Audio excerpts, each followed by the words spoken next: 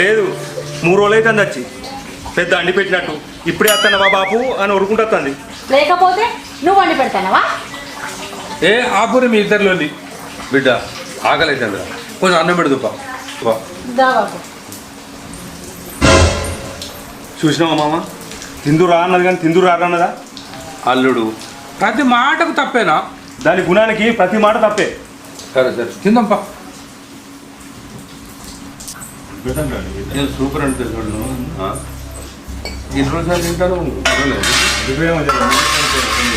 అవి ఎట్లా కొంచెం నువ్వు ఎక్కువ చూస్తుంది అంతే. మరి కూర్చో బడికి పోతానవా?